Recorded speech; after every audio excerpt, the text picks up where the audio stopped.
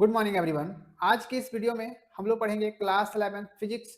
ये आपके system of particles and rotational motion का बहुत ही इंपॉर्टेंट न्यूमेरिकल है। ये न्यूमेरिकल क्लास 11 के लिए भी क्लास 12 के लिए भी दोनों के लिए ही इंपॉर्टेंट क्वेश्चन है। क्वेश्चन है calculate the radius of gyration of a uniform cylindrical rod of mass m and length l about an axis perpendicular to its length and passing through its centre.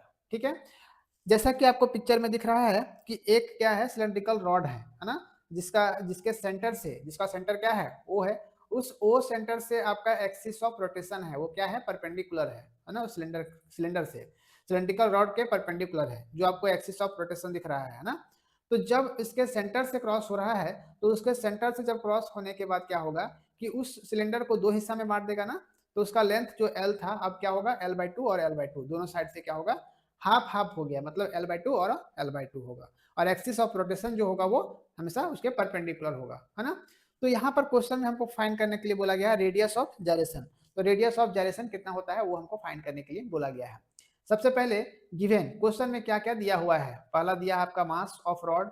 Rod का मास कितना है, जो capital M से question में ही दिया हुआ है। मास क्या है इसका, कैपिटल M है, ठीक है। और क्या दिया हुआ है, लेंथ L दिया हुआ है, ठीक है। दो चीज आपके क्वेश्चन में दिया हुआ है। अब हम आते हैं इसके आगे। इसके आगे क्या है, यहाँ पर आपको देखना है लेंथ ऑफ रॉड।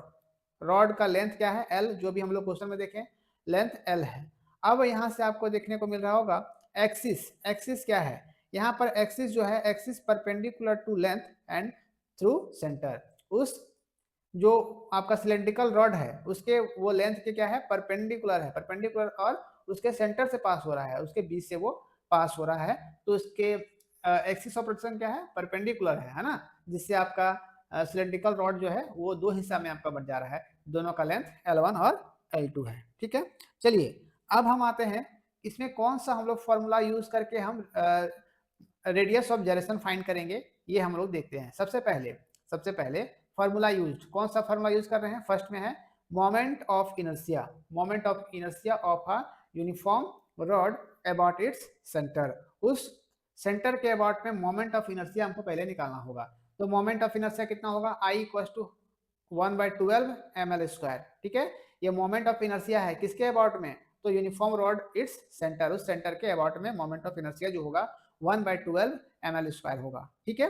अब सेकेंड में जो फॉर्मूला हम लोग यूज करेंगे, रेडियस ऑफ gyration रिलेशन। तो रेडियस ऑफ gyration रिलेशन हम लोग कितना फाइंड किए हैं, I = mk², ठीक है। चलिए अब हम आते हैं इसके आगे।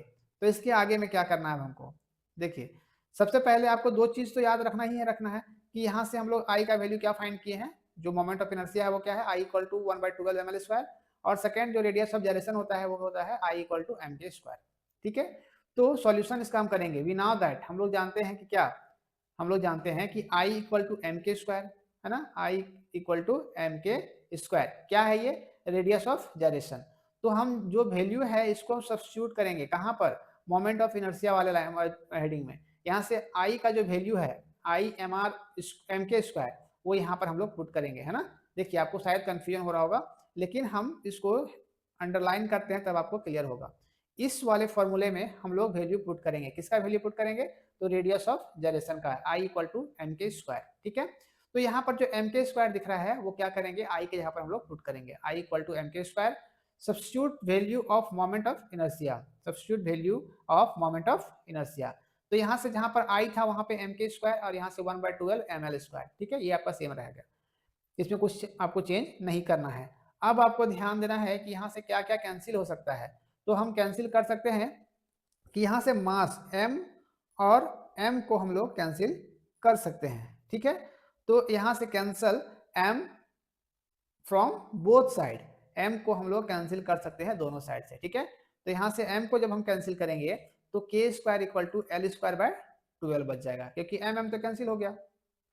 अब हम लोग क्या करते हैं कि यहाँ से आपको ध्यान देना है कि यहाँ से अगर हम सिंपल k का वैल्यू फाइंड करते हैं, यहाँ से k का वैल्यू फाइंड करते हैं कहाँ से, तो अगर हम यहाँ से स्क्वायर से अगर हम रूट में ले जाते हैं तो रूट जाने से L² को अगर रूट के बाहर निकालेंगे तो क्या हो जाएगा, सिंपल L हो जाएगा, और ये रूट 12 हो जाएगा, है ना। यहाँ से क्या किए हैं, टेकिंग स्क्वायर रूट, हम स्क्वायर रूट ले लिए हैं, ठीक है। तो जिससे यहाँ से √12 का वैल्यू क्या होता है, देखिए आपके जो बुक में है वहां पर आपको दिख रहा होगा कि 1/12, 1/√12 है ना, k = L/√12, लेकिन यहाँ पर √12 का जो वैल्यू होता है 2√3 होता है ना। यहाँ से k = L/2√3 या फिर √12 भी आप यहाँ पर छोड़ सकते हो, ठीक है। तो जो हमारा फाइनल आंसर निकला, रेडियस ऑफ जाइरेशन कितना फाइंड हुआ, k = L/2√3 निकला, है ना। इस पिक्चर को आपको ड्रॉ नहीं करना है, जो अभी हम आपके स्क्रीन में दिख रहा है उस पिक्चर को आप लोग ड्रॉ करोगे। कहीं भी आपको दिक्कत हुआ होगा आप लोग कमेंट करोगे। इस तरह का अपडेट्स, इस तरह का वीडियोस को पाने के लिए आप मेरे चैनल को सब्सक्राइब कर सकते हो और वीडियो को शेयर कर सकते हो, जिससे मेरे अपडेट्स सबसे पहले आप तक पहुंचेंगे और आप उस वीडियो से लाभ उठा पाओगे। और इसी तरह के अपडेट्स को पाने के लिए आप मेरे चैनल के बेल आइकन को प्रेस कर सकते हो। जो सुबह मेरा 10 बजे अपडेट आता है वो सबसे पहले आप तक पहुंचेगा और आप उस वीडियो से लाभ उठा पाओगे, सीख पाओगे। मिलते हैं अगले वीडियो में, तब तक के लिए थैंक यू, टेक केयर, जय हिंद।